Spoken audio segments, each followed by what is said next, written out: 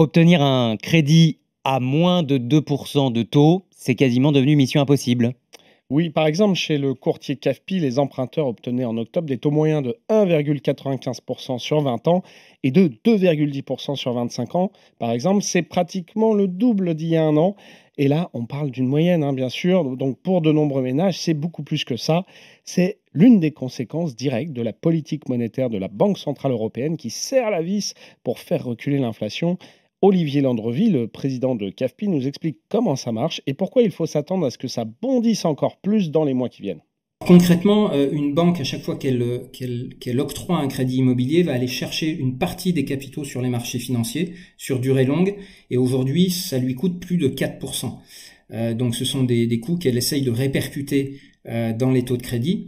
Et d'ailleurs, la dernière fois qu'on avait des coûts de refinancement aussi élevés pour les banques, il faut remonter en 2013, et les taux de crédit étaient alors à 3,50. Donc on voit que 3,50 est sans doute le niveau de taux vers lequel on va converger progressivement dans les mois qui viennent.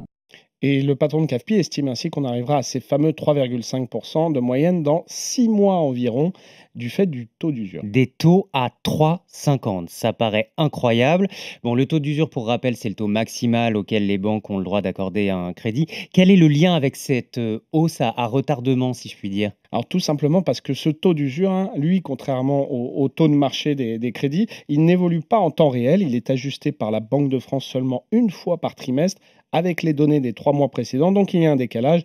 La dernière fois qu'il a été mis à jour, c'était le 1er octobre dernier avec un taux maximal de 3,05% pour les crédits de 20 ans ou plus. Bon, il y a quand même une bonne nouvelle, si je vous suis bien, Jean-Louis. Si les taux remontent, ça veut dire que les prix automatiquement vont baisser. Alors oui, en théorie, ça commence à coincer et les vendeurs sont obligés de revoir un peu leurs prétentions à la baisse, mais c'est encore très léger, alors que les taux ont déjà largement augmenté et donc, eh bien, le pouvoir d'achat immobilier des ménages diminue dans toutes les grandes villes. Si on prend une mensualité de crédit de 1 000 euros, on peut s'offrir 15 mètres carrés de moins qu'il y a un an dans des villes comme Marseille, Reims ou Montpellier. Est-ce qu'on a une idée des acheteurs qui ont le plus de mal à emprunter en ce moment? Les ménages modestes, hein, bien sûr, sont les plus pénalisés, et aussi ceux qui dépassent un certain âge, mais tout n'est pas perdu, comme le souligne Olivier Landrevi, le président de CAFPI.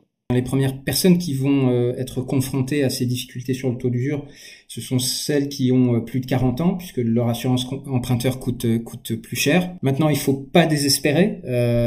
Il est toujours possible de trouver des solutions. D'abord, il faut vraiment faire le tour des banques, parce qu'on recommence à voir des écarts de taux assez importants d'une banque à l'autre, donc il faut pas se décourager au premier refus. Parfois, on peut aussi s'en sortir en empruntant plus court pour obtenir des taux plus bas, ou en empruntant à taux révisable plafonné toujours pour ne pas prendre trop de risques.